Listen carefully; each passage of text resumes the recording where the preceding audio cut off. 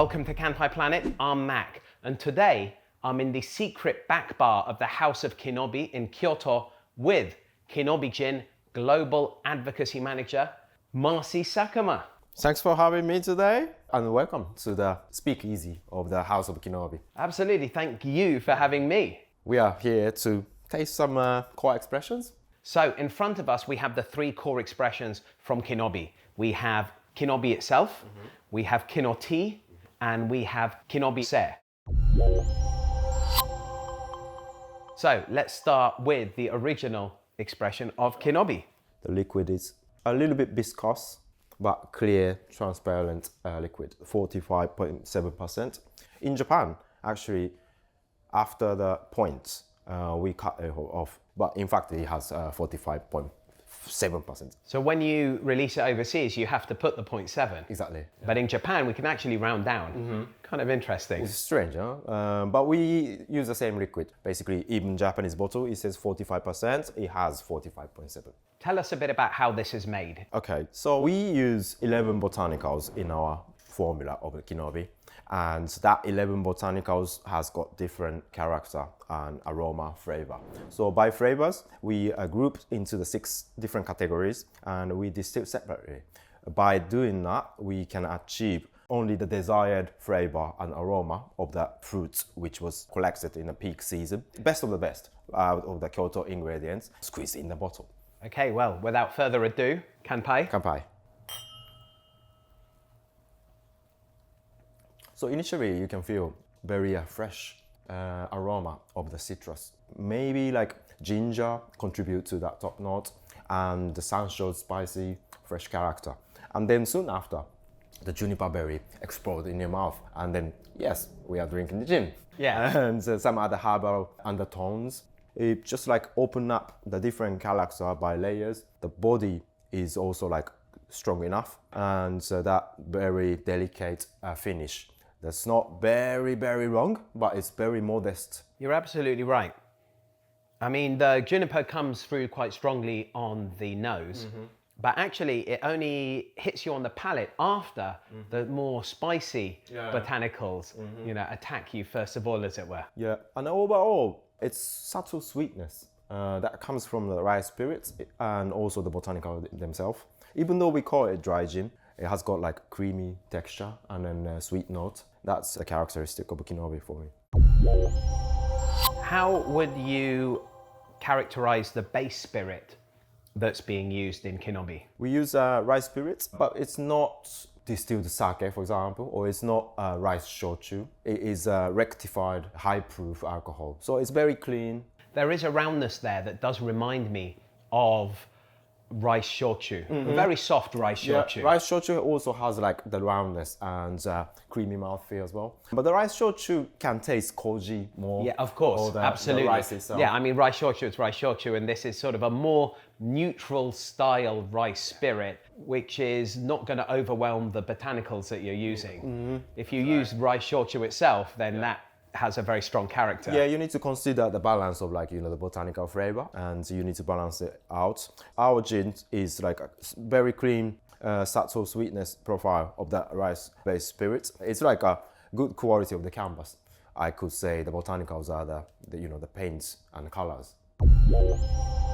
I heard that the initial recipe for Kinobi had over 30 botanicals. Yes. And that over time, that number was stripped down to 11. Before we launched the Kinobi, we call for like around 30 botanicals, which we created the prototype of the Kinobi.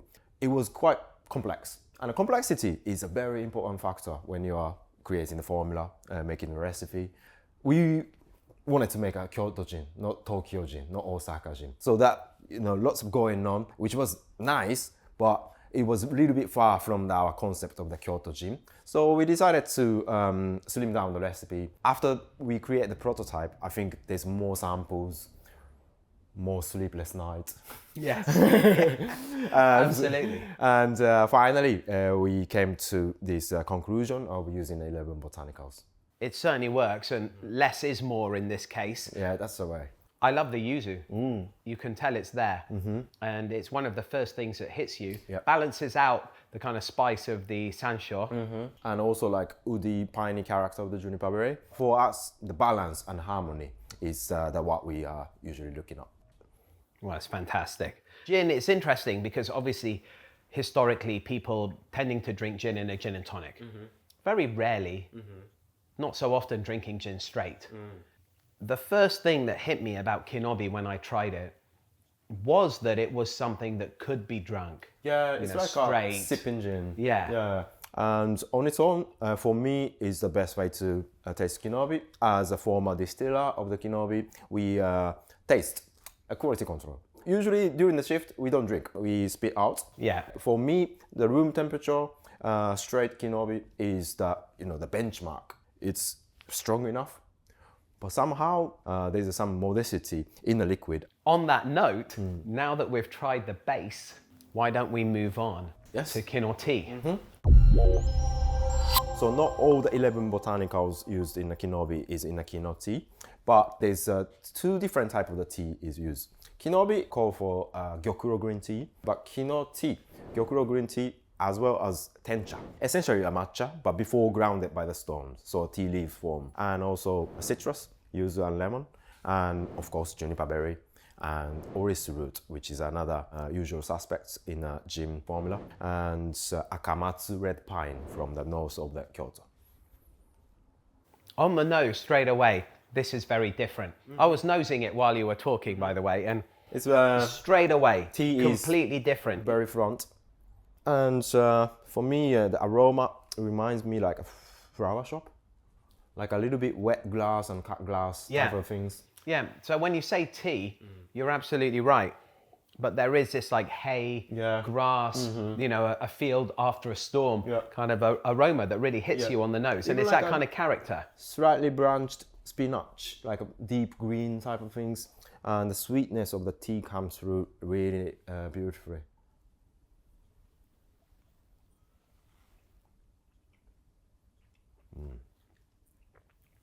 Ooh.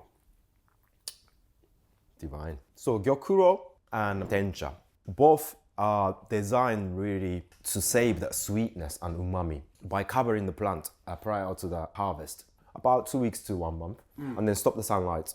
The photosynthesis is going to change this umami and sweetness, turn into the bitterness and astringency. It's not about things, it's all about balance. Yes, the sweetness of the rice spirits, as well as the gyokuro, and it's like matcha sweets. You used the word tencha earlier, but then just now you used the word matcha. Yeah. Can you explain matcha? It's a very subtle difference. It's true. I shouldn't really say matcha because it's not matcha. Matcha, literally meaning in Japanese, is a powdered tea. That's right. If you look at the kanji for matcha, it's right? powdered It's literally tea. powdered tea, right? Tencha is the tea leaf forms of the matcha, and then when it's grounded to the powder, it's matcha. So if you ask me, Kino tea has a matcha or not? My answer would be yes and no. Because matcha and tencha essentially is the same thing. Essentially, it's the same product. It's the same underlying thing, but their process Forms are differently. different, Their yeah. form is different. Okay, well, whatever you call it. It's a little bit of trivia. Absolutely wonderful. I find that this is a little bit more rounded.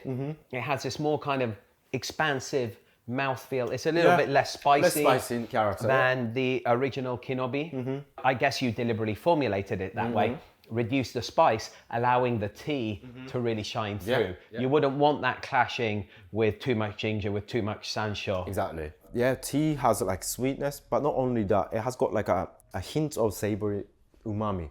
And that is not only the sweetness, and it gives like complexity. The juniper is a little bit step back, and the tea is more front. It's a gin for people who may not like gin. Yeah, I like it. It's very nice on its own. But mixed with water or hot water, the warm mixer bring up the aroma even more. One of my favorite ways to drink Kino tea. Fantastic. I'll be sure to try that. Please.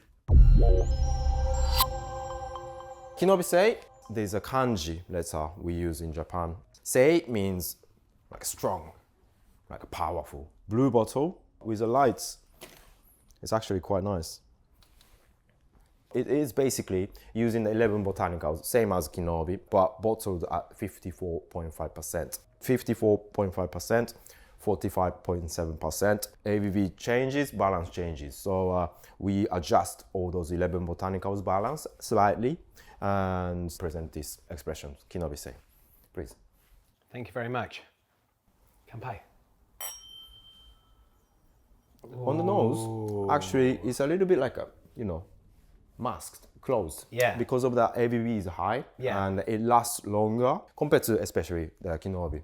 But if you drop a little bit of water or the dilute with the ice, it opens up a little bit. But the palate is like much more powerful than the Kinobi. It's like an explosion of the flavor in your mouth. Obviously, you can feel the alcohol a little bit more too. Not as much as you would have thought. Yeah, knowing That jump from 45.7 to 54. It's 9% different. Yeah. But it's very present in a modest way. It's surprisingly smooth. It really is. That's something that when I've reviewed this gin previously, I've always commented on, that it is surprisingly smooth and surprisingly accessible to drink straight, considering its ABV. Yeah, this is like such a flavorful, wholesome gin.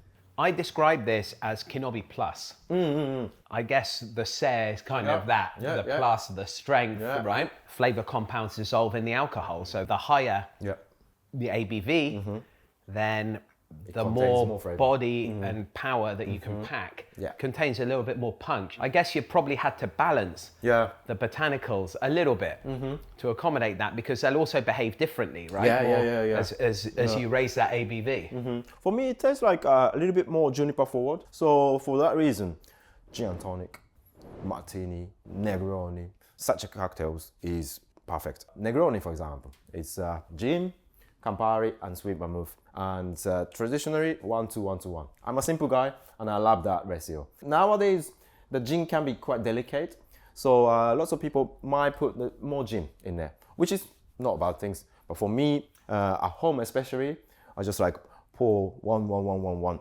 and with that Kino Bi Sei is a perfect. Absolutely. So you don't need to change the ratio, you just need the gin itself that you're using to pack a bit more punch. Right. Fantastic. Well, I can see, as an award-winning cocktail maker, I can see why you love it. And I love it too. This is absolutely fantastic. Marcy, which one of these three is your favorite? Oh, it's a difficult question. Depending on the time of the day, depending on the season, depending on the cocktails, I might choose a different one. At the end of the day, I come back to the original. The OG. Yeah, this is the original and also the pinnacle of the Kino Bi expression. The original and still the best. Yes. Brilliant. I liked your first sentence, by the way, spoken like a true global advocacy manager for the House of Kino Bi. Thank you. For me, I mean, it's also tough. It's between the original Kino Bi and the Kino Bi Sei. And I'm going to go with the Kino Bi Sei because I respond very well to that extra flavor and that extra power that higher ABV brings, not just in terms of the more alcohol, but what that allows you to do with the balancing of the botanicals. Yeah, I hear what you're saying. I guess like more possibilities to drink in a different way. Cocktails with like lots of ingredients, or the simple cocktail like a martini, showcase the goodness of the Kyoto in a full swing. Yeah, right? Exactly. No, we're not holding back here. We're allowing it to really shine through. Well, the point is that you have a solid core range. You have a core range with a lot of variety. And so people can pick their very delicious and tasty poison, as it were. Yeah, at the House of Kino Bi, we offer that tasting flight, which you can choose the gin combination freely, and which is received really well. We have like different limited releases as well, and house gin. This is essentially as the same as Kino Bi, but the water is not from the sake brewery. We have a well in this house, and then we water down with that well water of this one here. So it's like a alter ego of that product, and this is exclusively sold in the House of Kino Bi, for example. There's a lots exciting stuff. We do the tasting seminar, and a blending seminar. So you should come again to experience that, which to create your own gin balance blend. It's a bit of teaser. Yeah, all right. Listen, I'm customer number one for that, believe me. Marcy, thank you very much for hosting me here today. My pleasure. It's been an absolute joy to be able to sample the Koi No Bi core range. I'm glad to hear you enjoyed. Grab your favorite and let's do this in traditional Kanpai Planet fashion. Until next time. Till next time. Kanpai. Kanpai.